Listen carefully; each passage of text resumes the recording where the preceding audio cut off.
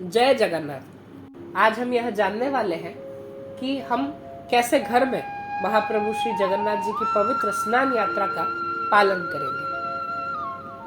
तो अगर हम घर में महाप्रभु श्री जगन्नाथ जी की पूजा करते हैं तो घर में स्नान यात्रा का पालन अत्यंत आवश्यक होता है, क्योंकि महाप्रभु जी के प्रमुख द्वादश यात्रा या जो 12 यात्राएं साल में होती है उनमें से यह प्रथम यात्रा है। यह दिन महाप्रभु जी का प्राकट्योत्सव भी है। तो महाप्रभु जी के स्नान यात्रा के निमित्त पूर्व काल से ही महाप्रभु जी को वस्त्रों के द्वारा सुसज्जित किया जाता है, विभिन्न वस्त्रों के द्वारा आच्छादित किया जाता है, जैसे कि उनके श्रीअंग की सुरक्षा बनी रहे।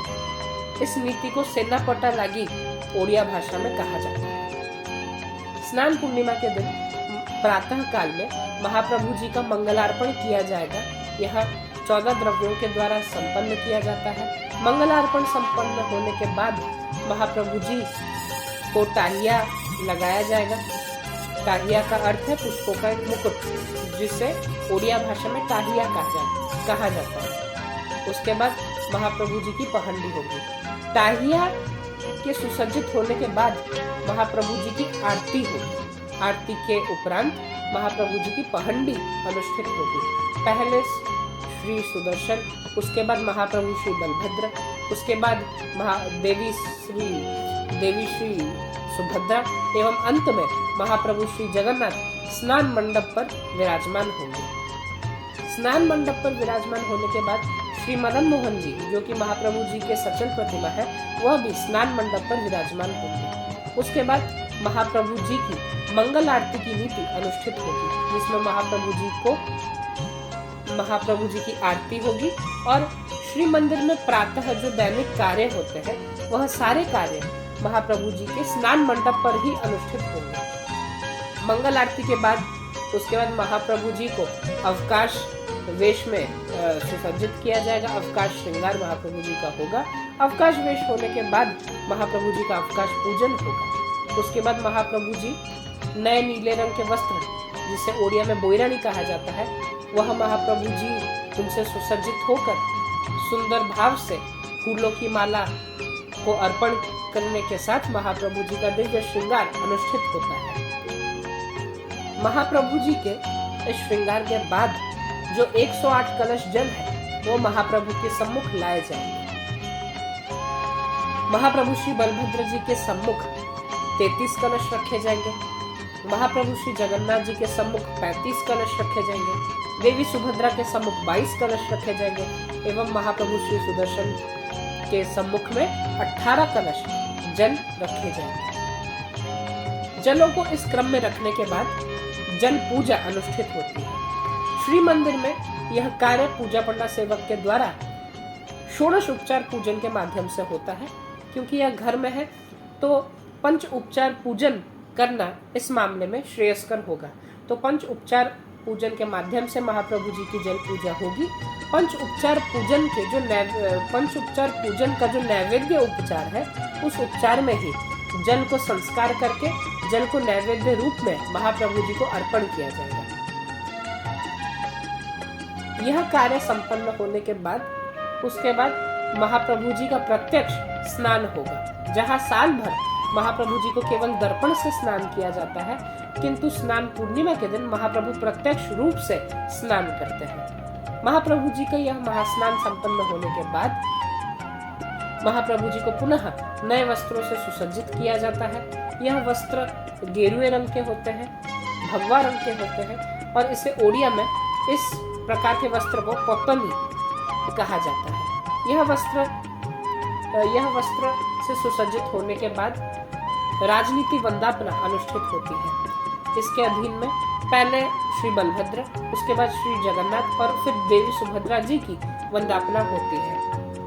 इस वंदापना के अधीन पहले महाप्रभु जी को पुष्पांजलि दी जाएगी, फिर कपूर की आरती होगी, फिर महाप्रभु जी को पंखा किया जाएगा और उसके बाद चामर की सेवा अनुष्ठित होगी।